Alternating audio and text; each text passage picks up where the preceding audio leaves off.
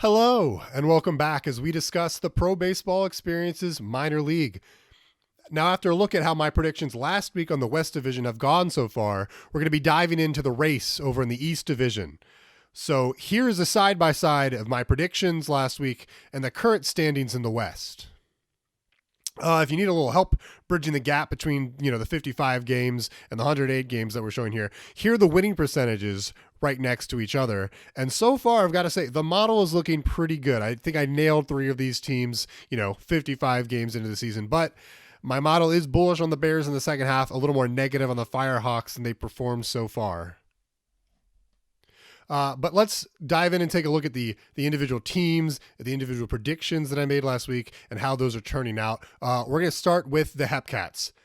As we saw before, Hepcats are trending exactly as we expected. They should finish as a strong 1 seed out of the West. And for individual players, first we said these 2 pitchers should both perform, closer to league average than how they started the season. But so far, no real movement there. Ike Sampson continues to impress. Herman Schwartz continues to struggle. I'm going to say the same thing I said last week. I'm still expecting Schwartz to improve in the second half, and I'm still expecting Sampson to continue to pitch well, but not as well.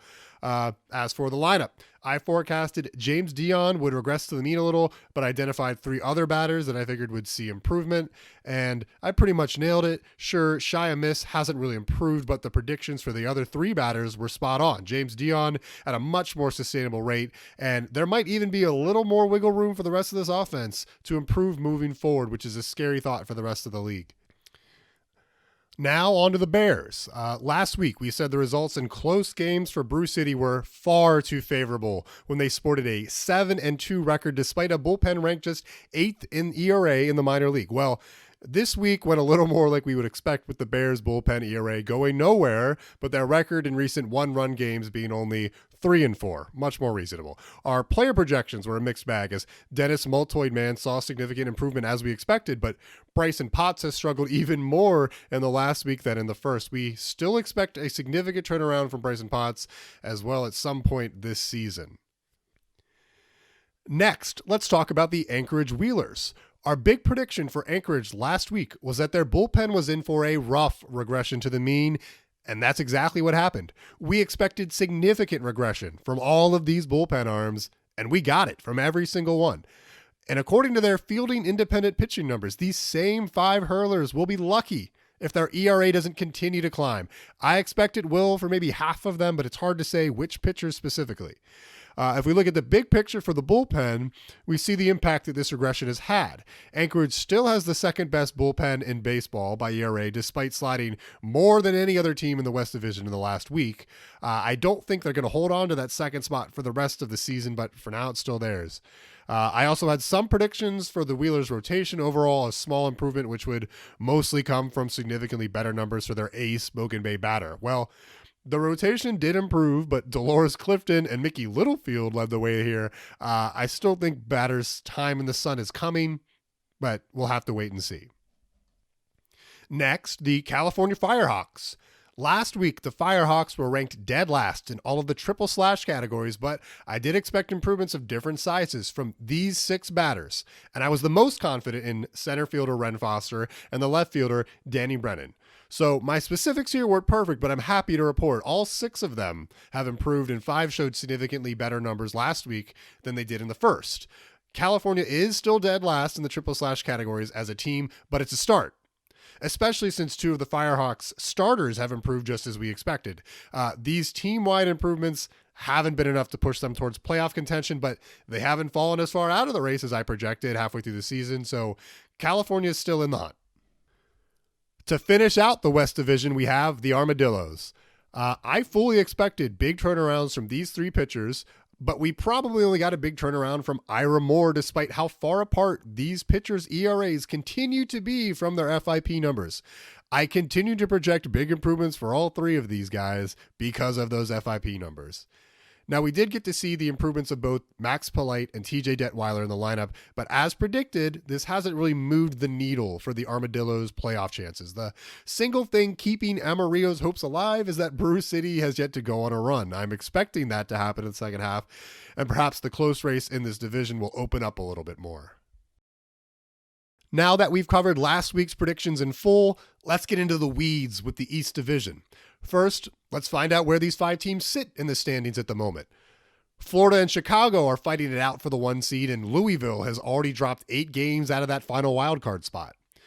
It could be argued that the West Division is the Hepcats clear of the field and everybody else tightly grouped up, and the East here appears to be Louisville in last and everybody else tightly grouped up. Let's look a little deeper and see if this still holds true with some closer inspection. When we consider the run differential in these teams' records and close one-run games, it kind of looks more like we have 3 competitive tiers here. Chicago and Florida seem to have very similar numbers through 55 games, and State College and Puerto Rico should actually only be 1 win apart, according to the expected Pythagorean record. The records in one-run games suggest Chicago has been a little more lucky here than Florida, but again, these teams look to have very good cases for the number 1 seed at the end of the year.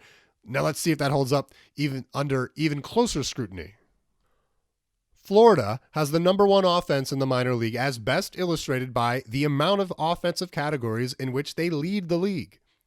I've taken a look at the batters in their lineup, and these numbers seem completely legitimate to me, as overall, the Flamingos are performing about as expected. There's even a little room for improvement among some batters, but those batters are already performing so well that the possible improvements I don't really think are worth talking about here. However, Florida is currently ranked 6th in ERA, mostly due to the underwhelming stats from some of their starters. If these starters have a better second half, then the rest of the league is in trouble. And here's why I think that's exactly what will happen. Both Psyduck and Beauregard Rove have a lot of reasons to expect a much better second half this season. Psyduck has a long and successful history in the league. His 3 previous seasons all yielded an ERA plus of 110 or higher, and he seems to be one of the best pitching prospects in all of the minor league.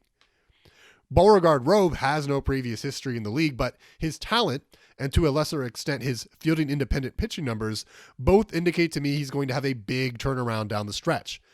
Now, the Flamingos bullpen has some overachievers like Hexamofa and Extremely Confident, and it has some underachievers like closer TJ Hadlock and honestly half of their middle relievers. So I don't expect the bullpen's overall numbers to change much moving forward.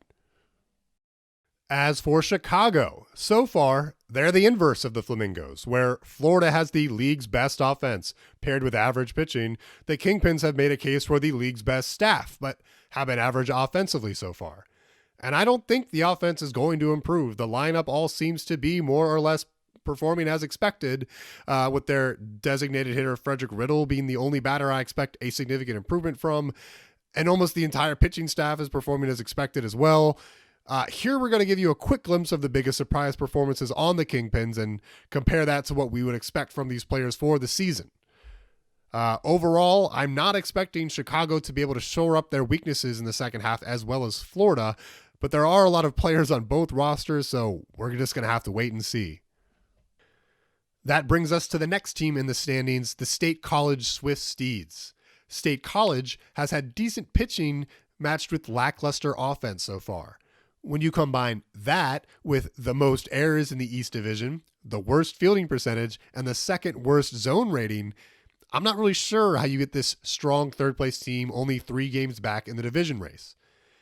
When we look at the rotation, we have a mixed bag on how the second half should go. We should expect a big improvement from Parker Ness and a big drop off from Trey Taylor, unfortunately. Also, I know Devon DeGo was able to finish a season with an ERA like this last year, but it just doesn't track with what I'm seeing in the numbers. He's put a lot of time and energy into that circle change to try and equal the playing field against lefties, but it's just not working that well this season. Ultimately, he has so many contradictory metrics that I'm forecasting a moderate decline in the second half to an ERA plus of around 110 to 120. Now, their lineup has basically met expectations, although their designated hitter, Dog Cam Now, should be in for a second half that yields better than the 56 weighted runs created plus he's currently generating. If State College sees a surge in the second half, I think it's going to come from their bullpen.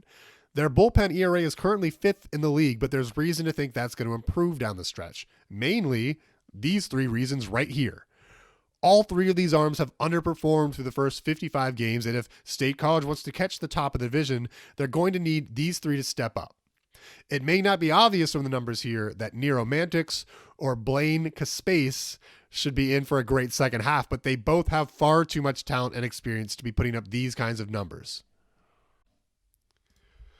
Ahora vámonos a las Puerto Rico Ranas. Now, their pitching has been mostly good, and their offense has been mostly good with a question mark. They have the fourth most hits in the league, but more complete metrics like OPS and simply runs scored tell a different story. The reason for the discrepancy is probably the Ranas' power at the plate. They're 8th in slugging, 9th in home runs, they're last in extra base hits, and I'm not convinced that this is going to change in the second half. Trevor Tulowitzki is due for a bounce back, but the lineup overall probably won't improve, as a number of batters are currently doing slightly better than expected, and I expect a few of them should regress together and keep the production about where it is now. Plenty of the pitching staff is either under or overperforming, and even with a deep dive, I couldn't tell you what happens to this unit as a whole in the second half.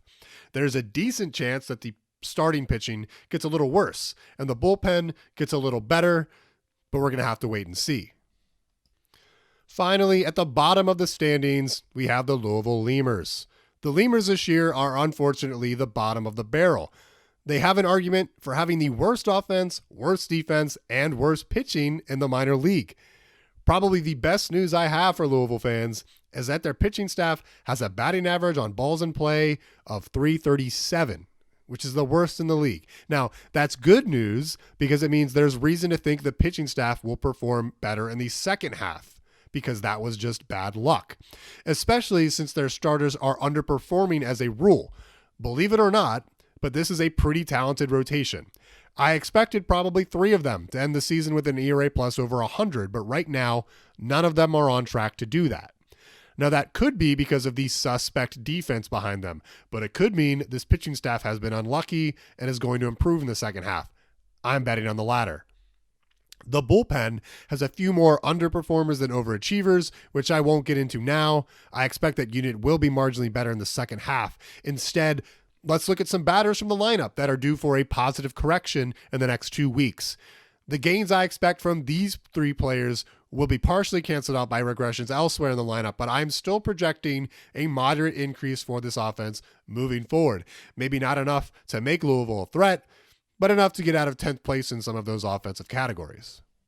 And finally, here is my projection for the East Division standings after another 53 games this year to end the season. I think Florida's starters are going to improve down the stretch, which is going to allow the Flamingos to separate from the Kingpins at the top of the standings, even if it's only by a few games. I think State College got off to a hotter start than was probably justified, but even with a milder second half, I don't see the Ranas making a big enough push to catch them. Louisville will slightly improve their winning percentage and will still remain far out of contention in a distant 5th in the division. Good luck to everyone, and see you on the other side.